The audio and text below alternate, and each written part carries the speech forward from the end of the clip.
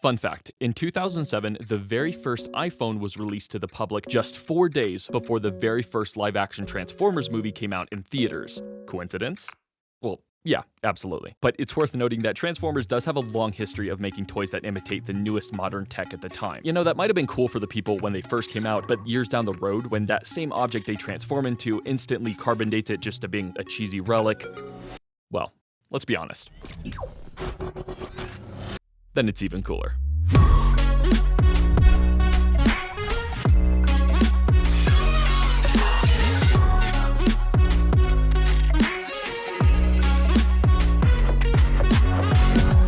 These little indestructible artifacts are such a great throwback to the tech of the early 2000s. I've mentioned before that I started collecting way back in 2007 because of the Transformers line that these figures come from called the Real Gear robots. And this little guy, Wiretap V20, was one of the only toys from that line that I just never got to own as a kid. So now I finally do, and I can finally stop shopping for these overpriced suckers on eBay since I got all of them, except for like some of the repainted versions, which luckily I don't feel the need to get.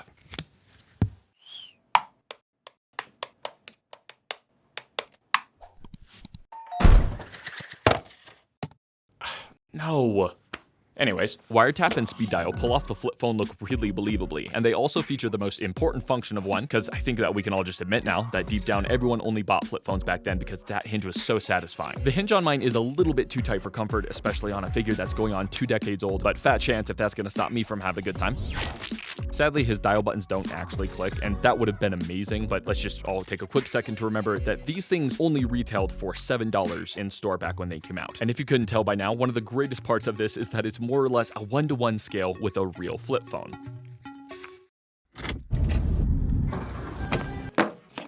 These suckers are bigger than I thought. Against all odds, this mode somehow manages to be the least dated looking out of the two. His robot mode beautifully combines every stereotypical 2000s robot trope into one figure. The claws, that cheesy silver fleshy looking mouth, and of course, the single Cyclops eye, which you may actually recognize because in his alt mode, his mouth gets covered and turns his eye into the phone camera. Obviously, I'm a little biased since I've wanted him for so long, but he really is a lot of fun for an original character made up just for this toy. The entire phone lid does just kind of hang out on his back, which isn't a big deal by any means, but it does make for a much cleaner alt mode, and we gotta remember that up until just a few years ago, that's always been the prioritized mode throughout history, which is why it makes perfect sense that in this same toy line, they created a transformer that turned into the most common item people would pair with a flip phone: a smartwatch. Smartwatches didn't exist until 2012. Hello? Who said that? Well, it was a joke. I was getting there.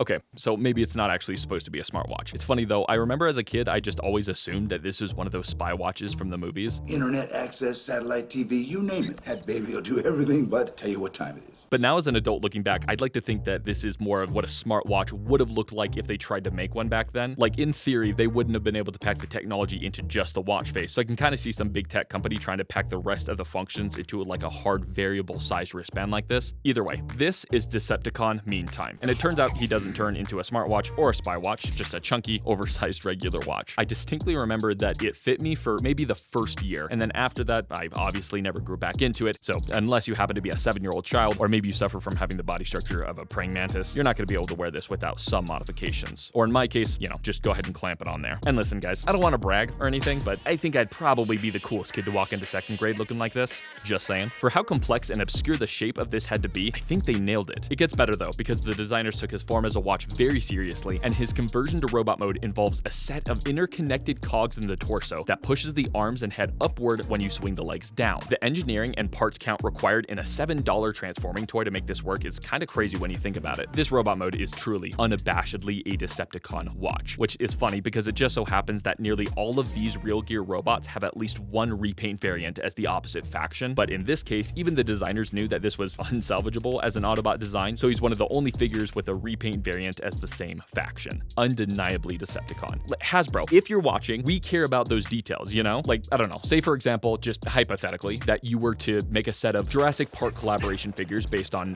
Dennis Nedry and the Dilophosaurus that finally killed him in that one scene. Please, for the love of heaven, don't make Dennis the Autobot. Are you insane? Don't do that. Across the internet, I've seen a lot of people get confused over the years at how you're supposed to technically transform his feet. As a kid, I intentionally mistransformed them to be doubled up because I love that Optimus Prime stomper look. But now, I don't know, maturing is kind of realizing he literally can't stand up properly without unfolding the heels, so I guess it doesn't matter. Speaking of mistransformations, the original instructions he came with entirely failed to mention the step where his chest rotates into robot mode, so it was years after I first got him that I even figured out he could do that. And I'll tell you what, that's like discovering a whole new figure in your collection. I mean, dude, the adrenaline rush from something like that, unmatched.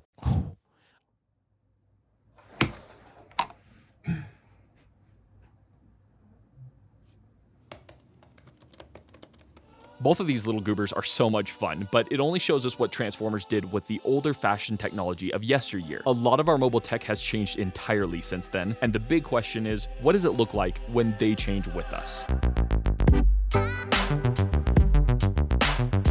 I feel like most of us have probably dreamed of or imagined a Transformer turning into something like this for a toy, especially if you grew up in the early 2000s. All the while, Hasbro made it, released it, and then it was over before most of us even knew it existed. And that's because this is the 2016 San Diego Comic-Con exclusive Soundwave. It was only sold there at that event, and that's it. And spoiler warning, it's a really big shame because way more people deserve to get a hold of this figure. Okay, I gotta sit up. I have so much to show you about this. For starters, this tablet mode has aged perfectly. There's really no way to distinguish this design from any current smart tablet produced on the market. Is that a headphone jack?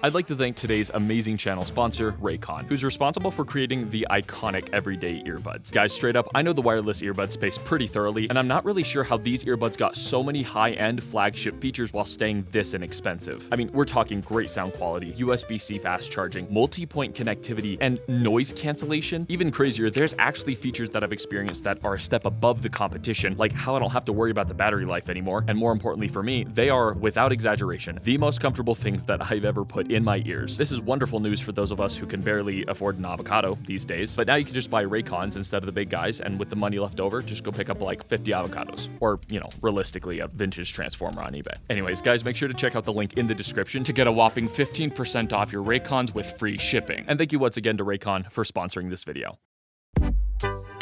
Alright, listen, we have to acknowledge just how ridiculous this is for even existing. You gotta understand how accurately thin they managed to make this. The sculpting for the buttons, the mute switch, the volume rocker, but when you look closer, they have specifically sculpted out the screen bezel line around the edges. Let's get the elephant out of the room though. The team who designed this had a tough decision to make because no engineering within a reasonable budget could accurately cover both sides of the tablet mode. So, if you couldn't tell, they sacrificed the back. I completely understand why they went in that direction, but it kind of feels like a missed opportunity to show all of this kibble as the screen to pretend like it's a wallpaper. Then again, this front-facing glass is pretty insane. This could fool just about anyone into thinking it's a real device with a broken display. Under this shattered layer of plastic, they managed to pack in his shield, 2 blasters, and laser beak. We'll get there. For any tech nerds out there itching to know, this is an official branded collaboration that represents a real tablet called the Xiaomi Mi Pad, something a lot of you have probably never heard of because it wasn't ever sold in the US or Canada along with any of Xiaomi's products. None of this is really that impressive though until you see what he becomes and how he gets there. This is without a doubt one of the most clever, intuitive, and satisfying transformations I've ever seen on any Hasbro figure. Specifically, his leg and his foot conversion blows me away every time, and it gives him a really solid pair of feet to stand on. He basically acts like a glorified table puzzle, but,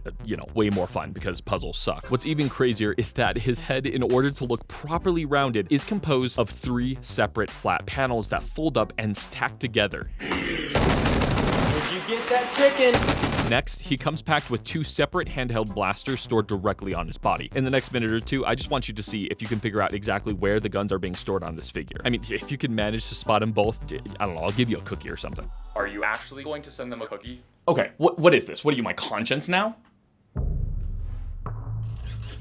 all of this engineering genius utilized just to avoid essentially making him look like a Decepticon Gumby, which is awesome, but it does also give us the biggest potential downside of this figure, the articulation. Okay, taking a good look at his robot mode and remembering the engineering it took to get here, I think we should all agree that the articulation will be pretty weak. So, you know, with that mentality, you might actually be pleasantly surprised with how good it is, despite how bad it is. There's entire hinges on this that were implemented solely for the purpose of giving him knee joints, thigh joints, arm swivels, and ankle tilts. It's an admirable effort, really, and I think it deserves a pat on the back just for pleasantly surprising me. But if you haven't made the connection, his head can't move at all, which is completely reasonable in this case. But that combined with his lack of waist swivel means that really no matter what you do to pose the rest of him, he's always just gonna look a little bit stiff. That's just the nature of a concept like this. Now, I did promise a laser beak, and I take my laser beak promises very seriously, so here he is.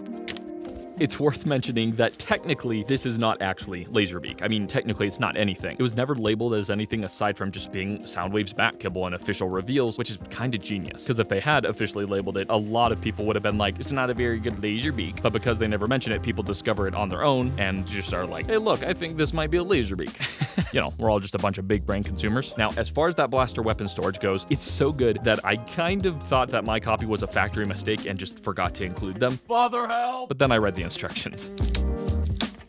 He can either hold them separately in each hand, which I recommend doing to conceal these gross little cartoonish claws, or you can also combine them to make a super blaster. Nice. I've got to admit that I bought this figure almost exclusively for the novelty of it alone, so I can't express just how surprised I am that the best part of him is how fun he is as a toy, and despite all odds, he's not as fragile as a praying mantis. I don't know why, that's the only bug I can think of today. The engineering and design that went into making this figure represents the leap in technology we've made every bit as much as the tablet he's modeled after. But that's one of the greatest things, is all of these figures exist as a stamp in time for when they were created, not just because of the tech they turn into, but also because of the figure itself. Wiretap and Meantime are both undeniably 2007, no matter how you display them, and that's honestly what makes them so great. Yes, Soundwave is really impressive, and he's way better than he had any right to be, but what makes him special to me is the way that he exists as a freeze frame of the 2020s, meaning that as the world changes more and more, and everything about his design inevitably becomes dated and irrelevant, he'll get to keep existing for my future kids and I, the same way that a flip phone or a spy watch exists for me now.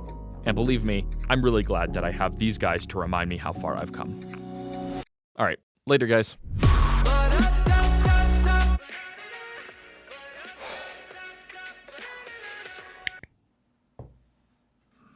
I need to go to bed. I need to go to bed. I am losing my mind. Hearing voices.